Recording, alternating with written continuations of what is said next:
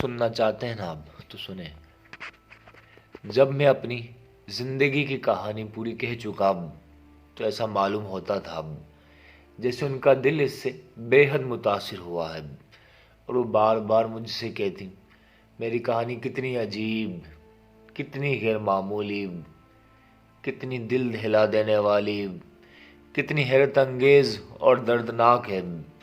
اور وہ مجھ سے کہتی مجھ سے ملنے کے بعد کہ اگر میں اپنے دوست کو اپنے بارے میں اس قسم کی کہانی سنانا سکھا دوں اور پھر وہ ان سے محبت کا اظہار کرے تو وہ بھی اپنا دل اسے دے بیٹھیں گی۔